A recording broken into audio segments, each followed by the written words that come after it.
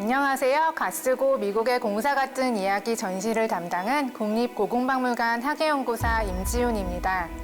이번 전시는 전시 제목에서 짐작할 수 있듯이 상투 틀고 갓을 쓴 조선의 외교사절이 19세기 후반 미국의 파견과 고군분투한 외교 활동을 조명하는 전시입니다.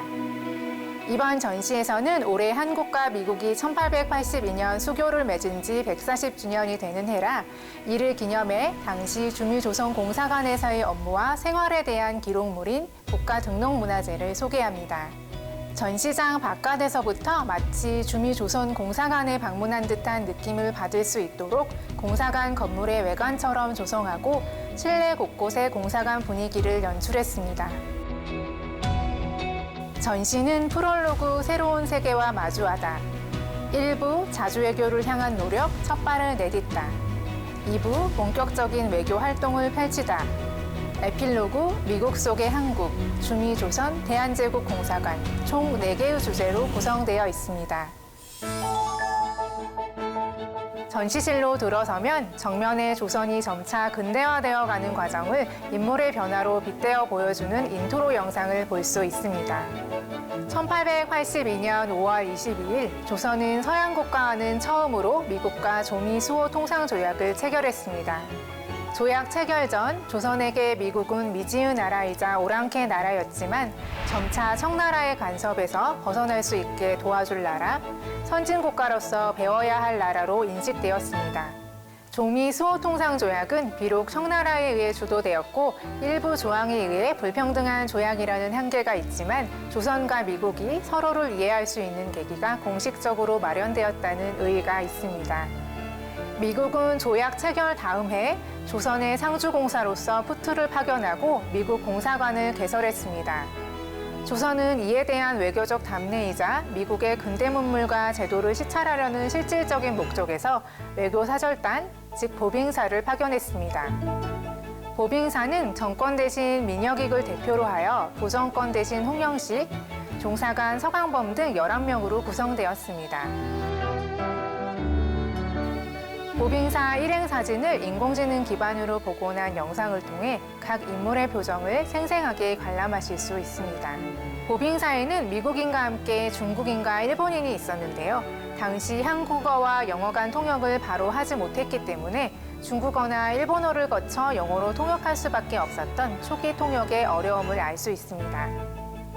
보빙사는 1883년 9월에 미국 아서 대통령을 만나 국서를 전달했습니다. 국서에는 대조선국임을 밝히고 중국 연호가 아닌 조선 개국 연호를 사용했습니다. 미국에서 휘황찬란한 전기불을 본 보빙사 중 수행원 6일주는 미국 현지 신문과의 인터뷰에서 전기불이 인간의 힘이 아니라 마귀의 힘으로 켜진다고 생각했다고 말했습니다. 각 주제별로 관련 내용에 대한 에피소드 애니메이션 영상이 있어 좀 더 쉽고 재미있게 이해할 수 있습니다. 조선은 자주 국가임을 알리기 위해 1887년 박정양을 조선 최초 주미정권공사로 임명하고 미국에 파견하려 했습니다. 하지만 청나라는 파견을 반대하며 간섭을 해왔습니다. 결국 조선은 청나라가 요구한 영약 3단이라는 3가지 조건을 수용해 박정양 주미공사 관원 일행을 미국에 파견할 수 있었으나 이것은 이후 주미공사의 활동을 위축시킨 빌미가 되고 말았습니다. 초대 주미공사관원은 정권공사 박정양을 포함해 서기관 이완용, 이상재, 이하영, 번역관 이채연, 미국인 알렌 등 총 11명으로 구성되었습니다. 공사관원 일행은 1887년 11월 조선을 떠나 배를 타고 59일에 걸친 기나긴 여정 끝에 1888년 1월 미국의 수도 워싱턴에 도착했습니다. 박정양은 주미 청국공사관에 워싱턴 도착 사실을 보고하지 않고 미국 클리블랜드 대통령에게 독자적으로 국서를 전달해 영약 3단의 첫 번째 조건을 준수하지 않았습니다. 또한 워싱턴에 주미 조선공사관을 개설해 안정적인 환경 속에서 공사관원이 외교활동을 할 수 있게 했습니다. 당시 피서욱이라고 불렸던 이 첫 번째 주미조선공사관은 현재 건물이 남아있지 않지만 최초의 주미공사관으로서 미국과의 초기 외교 기반이 마련된 곳입니다. 일행은 모든 것이 새로운 미국에서 당황스러운 일을 겪기도 하며 좌충우돌했지만 미국의 실상을 파악하기 위해 다양한 근대 제도와 시설을 살펴보았습니다. 이 진열장은 공사관의 정당을 컨셉으로 연출한 공간입니다. 정당은 공사관의 중심 공간으로 집무실 역할을 했던 곳이며 고종과 순종의 초상을 걸어놓고 매월 1일과 15일에 망배례를 올리기도 했던 곳입니다.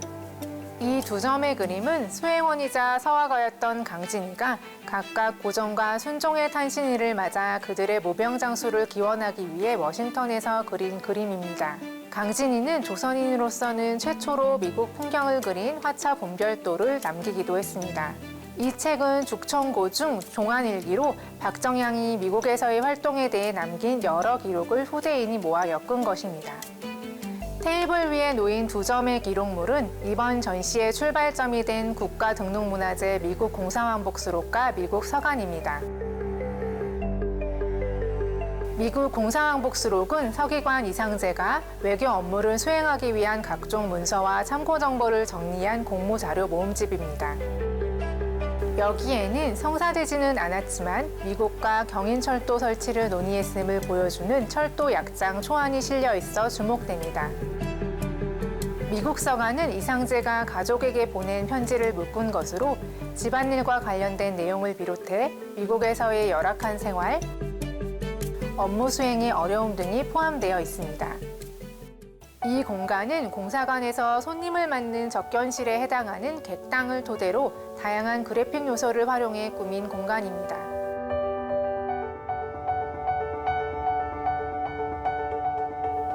주미공사관의 각종 문서에 사용되었던 인장을 직접 찍어보는 체험을 해보고 벽난로 앞에서 박정향 공사 일행이 미국에서 자주 외교를 위해 펼친 파란만장한 이야기를 영상으로 확인할 수 있습니다. 박정향은 고종의 의도를 충실히 따라 영약3단을 위반하고 자주 외교를 수행했지만 영약3단 준수 의무를 지키지 않았다는 이유로 청나라의 압력을 받아 1888년 11월 조선으로 소환되었습니다. 박정향의 뒤를 이은 이대 주미공사 이하영은 1889년 2월 공사관을 현재의 워싱턴 로건서클에 위치한 곳으로 옮겨 두 번째 주미조선 공사관을 개설했습니다. 고종은 1891년 내탕금 2만 5천 달러를 들여 이 건물을 매입했고 이후 이곳에서 대한제국이 일제에 의해 외교권을 박탈당한 1905년까지 총 12명의 주미공사가 활발한 외교활동을 펼쳤습니다. 특히 적극적인 외교활동을 펼친 4대 이치현 공사, 8대 서강범 공사, 9대 이범진 공사 등이 미국 신문 기사에 소개되기도 했습니다. 미국에 파견된 보빙사와 박정향 공사관원 일행의 중요 임무 중 하나는 미국의 근대 문물을 시찰하고 견문하는 것이었습니다. 이들이 습득해 조선에 도입한 근대 문물은 조선의 근대화에 많은 영향을 주었습니다. 근대식 우편제도가 도입되고 근대식 학교가 설치되었으며 1887년 경복궁 건천궁에는 조선 최초로 전등이 설치되었습니다. 1898년에는 한성 전기회사가 세워지고 전차가 운행되는 등 다방면에서 근대화 정책이 추진되었습니다.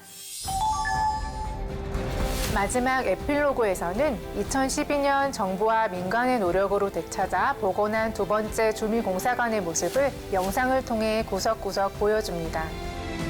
이번 전시를 통해 고립에서 근대로 나아가려 했던 시기에 초대 주미공사 박정향과 공사관원 일행이 멀고도 낯선 땅 미국에서 조선의 자주 독립과 근대화를 위해 고군분투했던 외교적 노력을 돌아보는 기회가 되기를 바랍니다.